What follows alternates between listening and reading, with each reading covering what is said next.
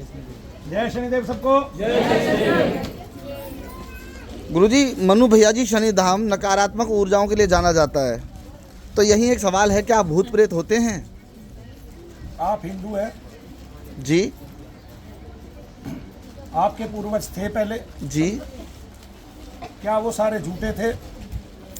कैसे कहा जा सकता है, अगर वो थे तो हम हैं। तो क्या उन्होंने प्रमाण नहीं दिए हैं लिखित में? हाँ, दिए हैं। तो क्या उन सबको झूठा मान लिया जाए? नहीं। तो क्या जो हमारा धर्म है वो ग्रंथों पे नहीं चलता है? चलता है। क्या सभी धर्मों का एक एक ग्रंथ है? हमारे पास लाखों करोड़ों नहीं है? हैं? तो लाखों करोड़ों ग्रंथों में हमारे पास तंत्र के देवता शिव नहीं है क्या? हैं? तो शिव ने क्या 64 जो योगिनी और 64 जो योगी हैं यानी कि महाभैरव है, वो क्या शिव स्वरूप नहीं है क्या? और क्या उन सब ग्रंथों में भूत प्रेत पिशाच आदि को का जिक्र नहीं है क्या? और जब है तो भूत प्रेत होते हैं। क्या होते हैं? भूत प्रेत होते हैं। या तो अपने सारे ग्रंथों को एक तरफ जला दो, रख दो और छोड़ दो, या अपनी पुरानी रीतियों को भूल जाओ, या अपने ऋषियों को भूल जाओ, या अपने पूर्वजों को ये समझ लो कि थे ही नहीं कभी, तो फिर भूत प्रेत नहीं होते हैं। वरना तो भूत प्रेत होते हैं। इसके प्रमाण है करोड़ों, और वो इतने लोगों को दुखी कर रहे हैं कुछ हद नहीं। लोगों के शरीरों में जो हमारे ऋषि हैं उन्होंने बताया है कि भूत प्रेतादिकों के कारण दुनिया भर के रोग उत्पन्न करते हैं। वो उनसे भूत प्रेतादिकों के कारण 90 प्रकार के ज्वर होते हैं, और उनसे सामान्य जन जो है वो कष्ट पाता रहता है। इसलिए सारी दुनिया के मंदिर भरे हुए हैं, मस्जिदें भरी हुई है, और गिरजाघर भरे हुए हैं भूत प्रेतादिकों से। और जब संसार में अन्य लोगों के यहाँ, अन्य धर्मावलंबियों के यहाँ भूत प्रेत निकाले जाते हैं, तो हमारे यहाँ निकाले जाते हैं। कौन सी बड़ी बात है?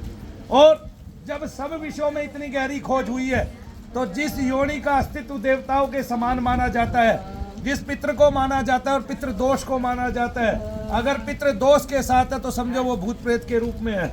तो क्या फिर भूत प्रेत को नकार दिया जाए? तो वे मूर्ख ही होंगे जो अपनी इतनी परंपरागत पीढ़ियों में, रीतियों में भूत प्रेत को अस्वीकार करेंगे। और वो लोग जो अस्वीकार करते हैं वो कभी ना कभी भूत प्रेत को देखते हैं, किसी क्या कहते हैं, बिल्डिंग में भागता हुआ, कहीं पे चलता हुआ, और फिर उनको उसी तरह के दर्शन होते हैं, और फिर वो उन बिल्डिंगों को, उन जगहों को छोड़ देते हैं। एक दिन ऐसा आएगा जब सब जगह भूत प्रेत होंगे, आप किस किस बिल्डिंग को छोड़ोगे? या तो इस पे खोज कर लो, या इसका निवारण कर लो, या इसका अपसारण कर दो, या इसका निग्रह कर दो, वरना तो सारे के सारे मारे जाओगे। एक दिन सारे के सारे भूत प्रेत से ग्रसित हो जाओगे।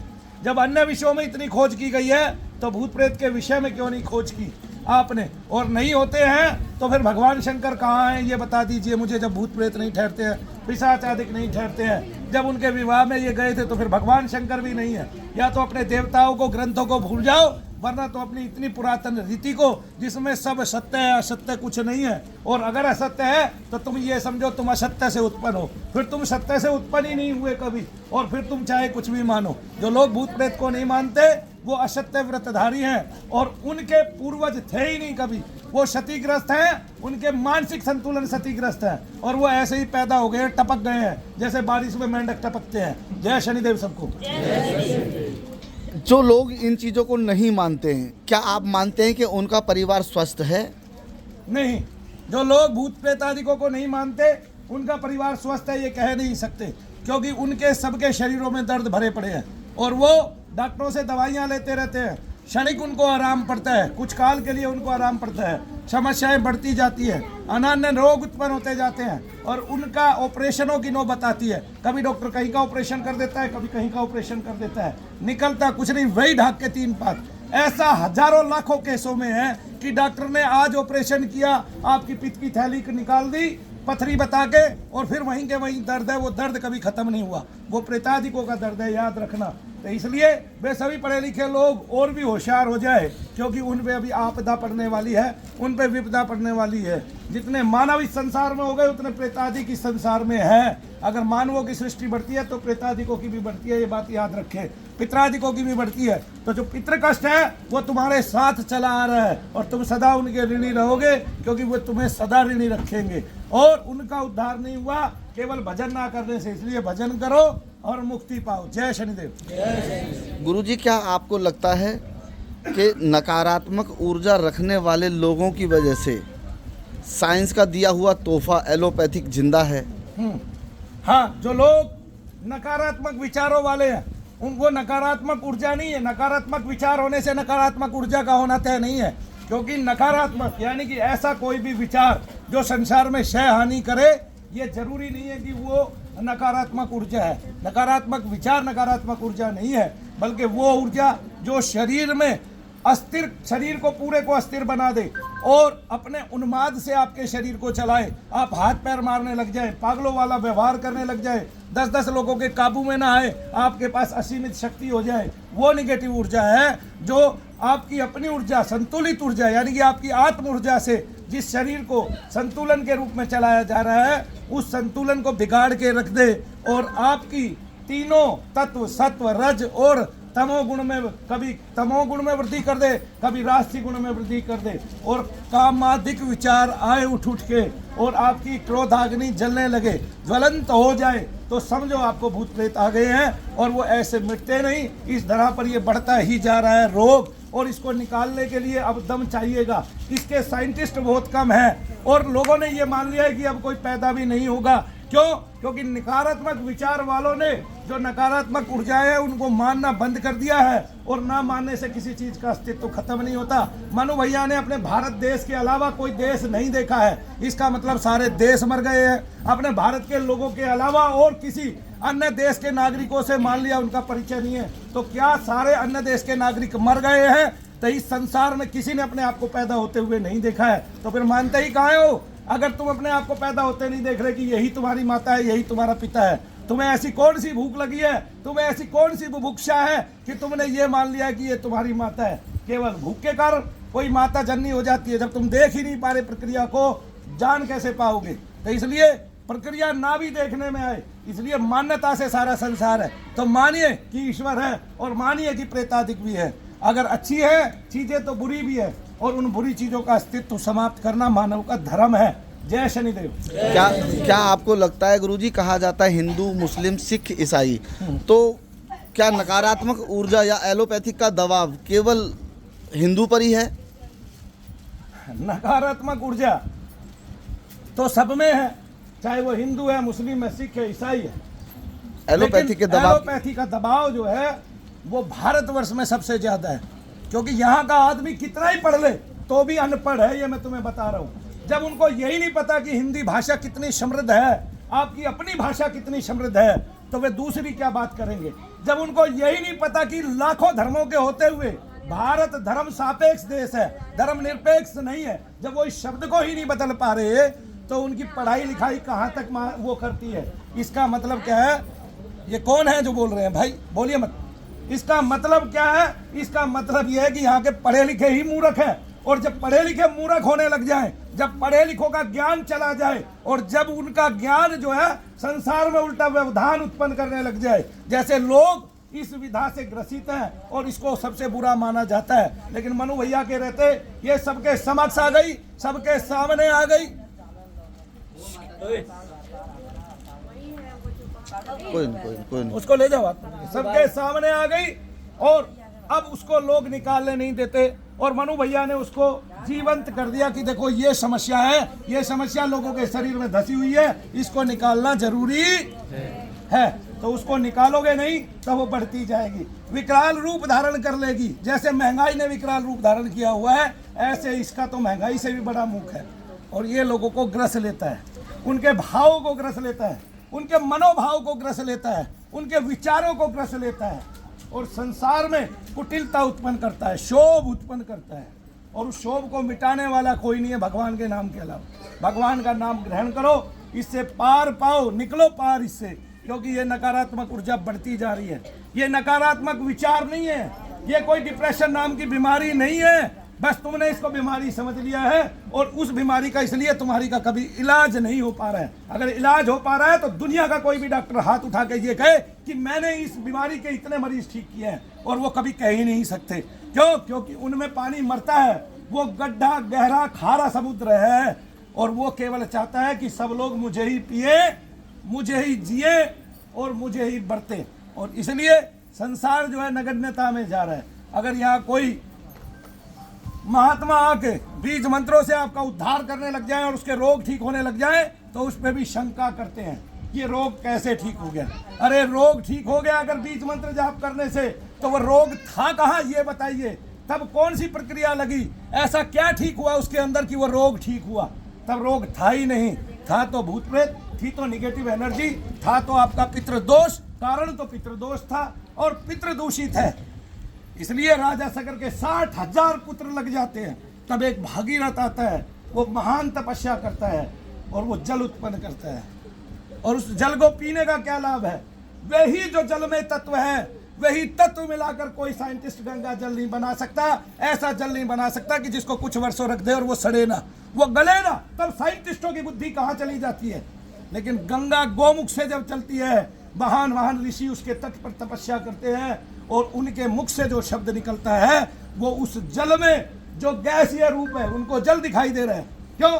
क्योंकि वे मूर्ख हो गए, खुद ही साइंटिस्ट है और खुद ही मूर्खता को धारण किए हुए हैं। उनको पता है इसका फार्मूला H2O है और फिर वो कहते हैं कि उसमें शब्द कैसे जाएगा। तब ऋषि मुनियों के शब्द, उनका वाचन, उनका स्वस्ति वाचन और उनकी भगवान के प्रति अथाह श्रद्धा, अगाध प्रेम, अटूट प्रेम विश्वास, उनकी स्तुतियां, उनके भजन, उनका मंत्र जप, उनकी आरतियां उस जल में प्रवाहित होती है, तभी वो जल सदा सुरक्षित रहता है। आज गंगा जल रख लो अपने द्वारे पे और लिख दो मेरा ये परपोत्र खोलेगा इस गंगा जल को। अगर अशुद्ध हो जाए तो मनु भैया को बता देना, आज तक अशुद्ध नहीं हुआ। पीढ़ियों दर पीढ़ी वो तुम्हारे घर में रखा रहा, आज तक कभी उसको अशुद्धि छू नहीं पाई। क्योंकि उसमें मंत्र जप, उसमें शक्ति, उसमें स्वस्ति वाचन, उसमें आपकी श्रद्धा, आपके कुल की श्रद्धा और उसमें दुनिया भर के महान ऋषियों की श्रद्धा। उनका गंगा तट पर खड़े होना और लगातार जप करना, गंगा जी में खड़े होकर एक पैर पर जप करना, तप करना, स्वाध्याय करना, भगवान का भजन करना, नित्य नित्य प्रति प्रातः स्मरण करना। रात के 2-2 बजे से लग जाते हैं वे तपस्वी, वे तपोव्रतधारी। और ये भारत भूमि इस तरह पवित्र हो गई। इसलिए गंगा जल पीने से जिनको पितृदोष है, जैसे ही उन्होंने पिया, जैसे ही गंगा जल में नहाए, तभी उनका शरीर ऊपर जाता है, उनके शरीर में फोड़े फुंसी हो जाते हैं। क्यों? क्योंकि अंदर में पितृदोष जमा बैठा है।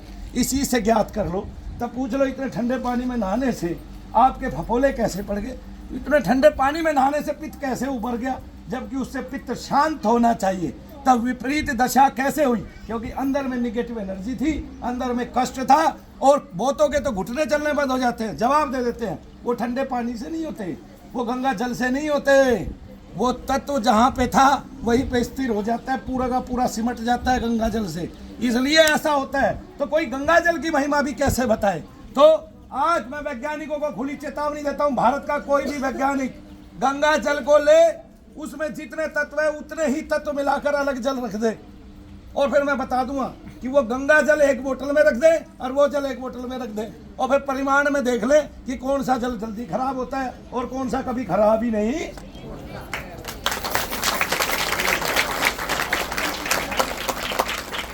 और सारे पढ़े लिखे इस बात को तय कर ले और पढ़े लिखे करें इस काम को, क्योंकि वे ज्यादा पढ़ गए हैं, है ना। उनकी बुद्धियां नष्ट हो गई हैं, पढ़ पढ़ के बुद्धियां घिस गई हैं उनकी, पढ़े लिखों की चिकनी हो गई है, चिकनी।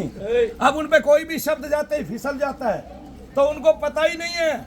और लोग पूछते हैं भूत प्रेत होते हैं, अरे तुम हिंदू हो, तुम्हारे पूर्वजों ने कथाएं लिखी हैं भूत प्रेतों की, ठीक है। तुम्हारे पूर्वजों ने वे ग्रंथ जो रुद्र ग्रंथ है और जो 64 आगम तंत्र हैं और उन तंत्रों को, उन तंत्र ग्रंथों को भूल जाते हैं। और प्रत्येक मंत्र में जो आता है कि इस मंत्र का इतना प्रश्न किया जाए तो आपके भूत प्रेत पिशाच आदि दूर रह जाते हैं। और ऐसा आता है, तुलसीदास जी ने लिखा है बार बार, भूत प्रेत पिशाच काल मारी मर भट प्रमथ कुष्मांड, और इसके अलावा डाकनी शाकनी चुड़ैल हाकनी काकनी राकनी, ये देवियां, ये योगनियां, वे भैरवियां जो आपके शरीर में प्रविष्ट होकर आपका विपरीत कार्य करती है और अपना जो उसका साधक है उसकी डिमांड पर करती है और उच्छिष्ट भोग ग्रहण करती है। वो जो आपके शरीर में धस गई है उनको निकालेगा कौन? उन डामरियों को पूछो इनसे, पढ़े लिखों से इनकी बुद्धि नष्ट भ्रष्ट हो गई है। ये एक तरफ भगवान शंकर को भी मानते हैं और दूसरी तरफ भूत प्रेतों को भी नहीं मानते हैं। इसको ढोंग ढकोसला कहते हैं। मैं इसलिए कहता हूँ कि मेरे भारत का पार कैसे पाएगा। और फिर ये अगर विरोध कर रहे हैं तो ठीक ही कर रहे हैं, क्योंकि भारत एक धर्मनिरपेक्ष देश है, जिसका मतलब होता है धर्म रहित, ना कि धर्म सहित। धर्म सहित के लिए तो धर्म सापेक्ष लगाना पड़ेगा, धर्म निरपेक्ष की तो बात ही कहाँ है ना। और धर्म सापेक्ष ये देश कभी हो नहीं सकता, क्योंकि यहाँ के लोग बड़े वाचाल हो चुके हैं। ये वो भारत नगरी नहीं है जहाँ पर अब महात्मा बुद्ध पैदा होने वाले हैं, क्योंकि जो आवाज निकलेगी वो कुचल दी जाएगी, उसको पाताल लोक में धंसा दिया जाएगा। ये वो भारत कहाँ रहा कि जहाँ के भरतवंशी लोग ये कहते हैं कि हम भारत, जो महाराज भरत है हम उसकी संतान हैं। अब ये वो भारत है नहीं, अब ये वो देश है नहीं। अब यहाँ की बुद्धियां 100 साल में नष्ट भ्रष्ट हो चुकी हैं। उनको पता ही नहीं है तू शब्द में सर्वभाव सम्मिलित है। वो तो तू कहने पर लड़ पड़े, गोली मार दे एक दूसरे को। जिसको भगवान के लिए तू कहा जाता है कि तू सर्वाधार, तू निराकार, अम्बे तू है जगदम्बे गोरी। और कितने ही प्रमाण हमारे ग्रंथों में मिल जाएंगे तू शब्द के। लेकिन हमारी बुद्धियां नष्ट भ्रष्ट हो चुकी हैं, हम खत्म हो चुके हैं, हमारे जंग लग गया है, हमारे जर लग गया है। फिर 10 आदमी हम खड़े नहीं हो सकते कहीं। और फिर कहते हैं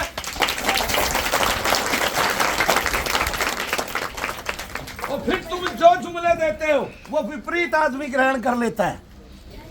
तुम जो जुमले देते हो उसको दूसरा आदमी, अन्य आदमी ग्रहण कर लेता है कि ये हमारे लिए है। उसको हिंदू कभी ग्रहण नहीं कर सकता कि हम बटेंगे तो कटेंगे। उसको हिंदू ग्रहण नहीं करेगा, उसको सामने वाला ग्रहण करेगा कि हम बटेंगे तो कटेंगे। तब वो बटते नहीं और हिंदू कभी जुड़ते नहीं, हम जुड़ेंगे नहीं, है ना। हम बटने से रुकेंगे नहीं, हम तो बट चुके हैं, हजारों टुकड़े हो चुके हैं, हजारों भाग हो चुके हैं। अभी विभक्तियां और बाकी हैं। ये तुमने कभी माना नहीं, तुम्हारी संतान कभी मानेगी नहीं, क्योंकि तुम्हारे यहाँ जो पड़ जाता है ना वो अकड़ जाता है। जो पड़ जाता है वो अकड़ जाता है। वो ये सोचता है कि इससे ऊपर का कोई ज्ञान नहीं, इससे ऊपर की कोई बुद्धि नहीं, इससे आगे का कहीं विवेक नहीं। जो मैंने पा लिया वो सब कुछ है और उसने पाया कुछ नहीं। गुरुजी, आज के समय में टेली फिल्म से लेकर बॉलीवुड तक सभी सनातन धर्म के देवी देवताओं के कार्टून युक्त मूवियां बन चुकी हैं, लेकिन किसी और धर्म को लेकर आज तक कोई ऐसी मूवी नहीं बनी है। इस पर आपके क्या विचार हैं? देखिए, मैं आज से 20 साल पहले से लगातार कार्टून मूवी पर मैं ये सोचता था कि इन लोगों ने कैसे मजाक कर ली। अब ये गणेश बना रहे हैं तो उसमें अपनी मनमर्जी की कथाएं, जो कथाएं हमारे पुराण अंतर्गत नहीं है, वे कथाएं दे रहे हैं गणेश जी की। हनुमान जी का नाटक बना रहे हैं तो बच्चों को खिलाने के लिए हनुमान जी खिलौना हो गए हैं। वे कथाएं रच रहे हैं जो हमारे ग्रंथों में है ही नहीं हनुमान जी की। ठीक है, ऐसी ऐसी कथाएं रच रहे हैं, कुछ हद नहीं। तो हमारे तो सारे भगवानों का इन्होंने मजाक पहले से ही उड़ा रखा है। तो बॉलीवुड में मुझे तो लगता नहीं है कि उसने कहीं धर्म के साथ न्याय किया है। और सारे भी धर्मी ही लगते हैं मुझे तो। आज भी वो सारे के सारे चेहरे याद है जो इस तरह के कार्टून पेश किया करते थे, अभी भी कर रहे हैं। फिल्मों में भी ऐसी बहुत सारी जुगत दिखाई गई है जहाँ पे धर्म का ह्रास होता है और फिर कोई विरोध करता है तो उसके खिलाफ ही लोग चले जाते हैं, उसके साथ लोग कभी जुड़ते नहीं। लेकिन धर्म का ह्रास हो जाए ऐसा हो नहीं सकता, क्योंकि ये हिंदू धर्म वाले हैं, ये भागवतीय धर्म वाले हैं, ये उस हरि धर्म वाले हैं, उस ब्रह्म धर्म वाले हैं कि इनका एक भी बचेगा तो उठेगा ही उठेगा, गिरेगा। जय श्री कृष्ण।